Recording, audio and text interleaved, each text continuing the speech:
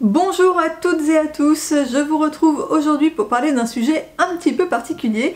Il s'agit du crochet hyperbolique. Alors toute l'histoire remonte à quand j'ai crocheté Harry le poisson clown, d'après le livre des adorables animaux de Socroche. Et au moment où j'ai fait la photo pour mettre sur les réseaux sociaux, je me suis dit ah tiens, ce serait sympa de lui faire un petit corail pour aller avec sur la photo. Et en cherchant un petit peu sur internet, je suis tombée donc sur cette notion de crochet hyperbolique et plus précisément sur les travaux de Deina Temina. Alors désolée, je ne dois pas très bien prononcer.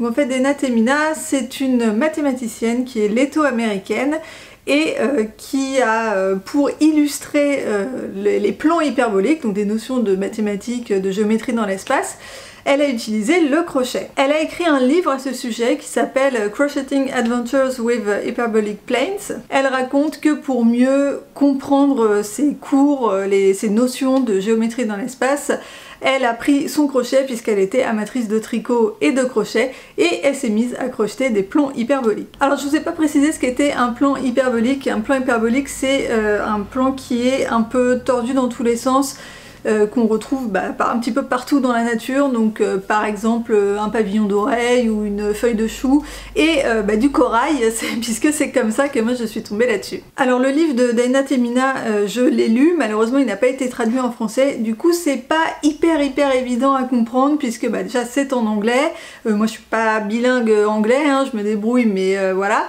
Et ensuite c'est des notions mathématiques, donc c'est vrai que c'est pas du langage de tous les jours, c'est pas comme un roman ou une histoire. Donc il y a certains passages, bon très honnêtement je ne sais pas trop de quoi ça parlait, mais c'était rigolo à lire, je trouve que ça change et puis rejoindre comme ça deux univers, des mathématiques et de la géométrie dans l'espace avec les loisirs créatifs, c'est pas banal. Donc le principe du crochet hyperbolique, c'est qu'on va crocheter en augmentant le nombre de mailles et c'est ça qui va donner cet aspect un petit peu tordu dans tous les sens, on va avoir des circonvolutions un petit peu partout. Dans le livre, Deina Temina propose 4 plans hyperboliques à crocheter si on veut essayer et du coup je me suis prêtée à l'exercice, donc je vais vous montrer ça. Le premier, ça donne ceci, donc là on est vraiment sur une forme de type corail, hein, ou un peu un cerveau aussi on dirait. Donc pour obtenir ça, on fait une chaînette de 25 cm et ensuite on crochette en augmentant d'une maille toutes les 2 mailles. Ensuite elle donnait un nombre de rangs, mais moi j'ai pas eu assez de coton, pourtant j'ai utilisé 2 pelotes et j'ai pas eu assez de coton pour faire le nombre de rangs qu'elle disait, mais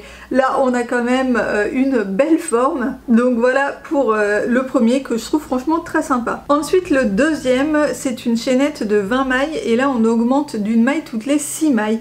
Et là vous voyez qu'il y a beaucoup moins de tordus dans tous les sens et de circonvolutions si je compare par rapport à l'autre. On obtient pas du tout la même forme alors que c'est exactement le même principe. Ensuite il y a 2 essais de pseudosphère, donc pour celui-ci on fait un cercle magique et ensuite on augmente d'une maille toutes les 3 mailles et en fait ça nous donne un petit cône au milieu.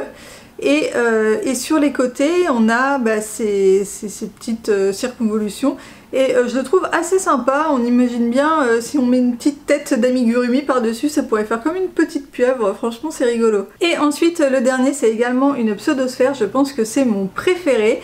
Donc pour celui-ci on fait un cercle magique et ensuite on augmente de une maille toutes les 2 mailles pendant 3 rangs, ensuite une maille toutes les 3 mailles pendant 3 rangs, ensuite une maille toutes les 4 mailles pendant 3 rangs, etc. etc. Donc en fait on réduit le nombre de mailles qu'on augmente et voilà, ça donne ça. Et alors c'est marrant, ça fait exactement comme les fleurs de douche, vous voyez les éponges avec lesquelles on se lave.